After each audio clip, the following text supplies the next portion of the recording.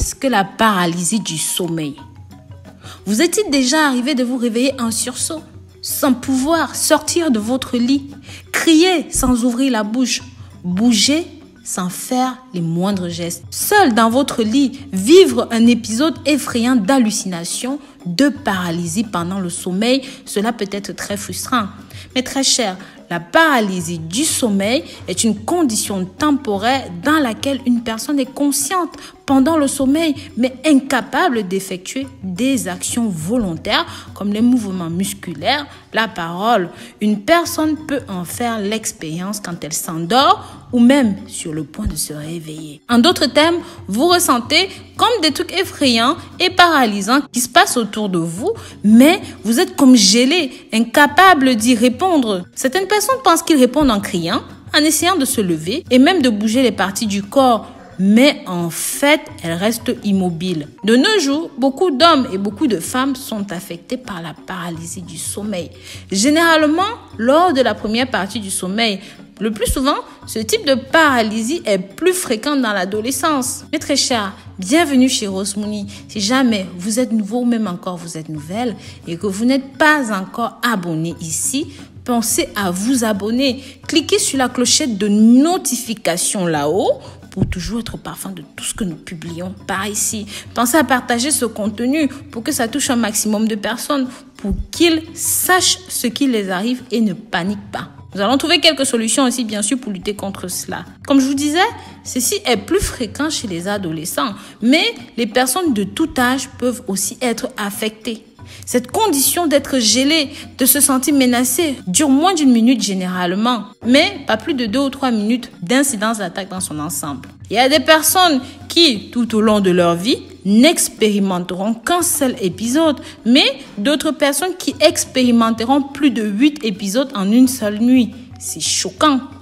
Actuellement, 4 personnes sur 10 souffrent de paralysie du sommeil.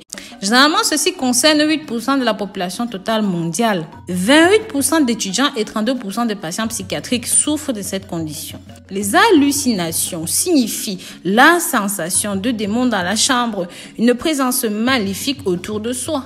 Un démon, un mauvais esprit, des sentiments, des mains autour de votre cou, comme si quelqu'un étouffait votre souffle en mettant la pression sur votre poitrine.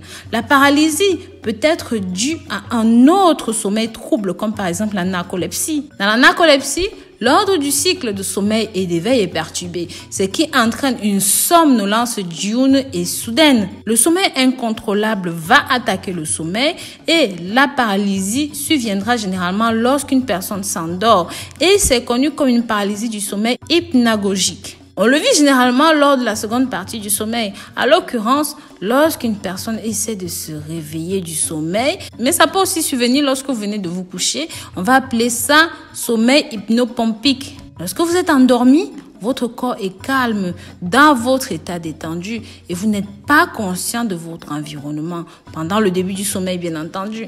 Lorsque vous prenez conscience de votre entourage, vous remarquerez peut-être que vous ne pouvez pas effectuer des actions volontaires comme bouger votre corps ou ouvrir les yeux pendant le sommeil. Votre corps alterne entre mouvements oculaires rapides et mouvements oculaires lents, même non rapides à cycle unique. Généralement, un cycle dure 90 minutes. La plupart de nos rêves se produisent pendant le deuxième demi-cycle avec des mouvements rapides. Vos muscles sont intentionnellement paralysés dans cette durée. Vous ne pouvez donc pas bouger votre corps en réponse à toutes ces hallucinations, à toutes ces horreurs rêvées. Le cerveau ordonne aux muscles de rester calmes. Ces états paralysés sont appelés atonia, aident le corps à rester calme pendant les rêves vifs. Donc, vous ne pouvez pas devenir fou ou même vous faire du mal. Sinon, nous finirons tous probablement par nous faire du mal de cette façon.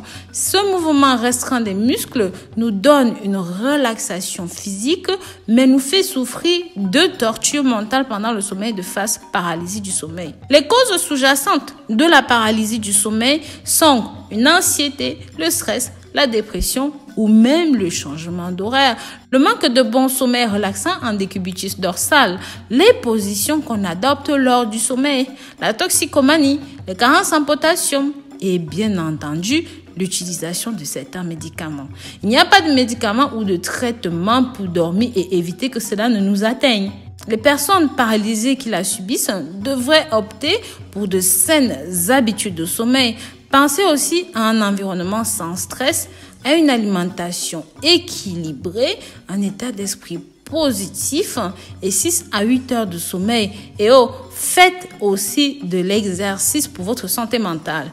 Si vous vous sentez conscient de votre environnement pendant le sommeil et que vous êtes incapable de bouger, de parler, alors venez d'avoir affaire à une paralysie du sommeil et vous devriez être préoccupé à ce sujet. C'est définitivement un phénomène terrifiant. Bien que la première fois que je l'ai vécu, j'ai pensé que j'étais possédée, sérieusement. Et beaucoup de personnes comme moi, en Afrique et bien ailleurs, pensent souvent à une attaque démoniaque. Alors, as-tu vécu le sommeil de paralysie? Si oui, partage ton expérience avec nous dans les commentaires. Si vous avez suivi ceci jusqu'au bout, n'hésitez pas à nous lâcher le mot démon dans les commentaires. Cela nous fera extrêmement plaisir de savoir que vous écoutez nos vidéos jusqu'à la fin. Pensez aussi à me dire de là où vous nous suivez, de là où vous nous accompagnez. Pensez à partager ceci pour éviter que nos êtres chers se croient devenir fous ou même à dépenser de l'argent pour des pratiques occultes alors qu'il n'en est rien.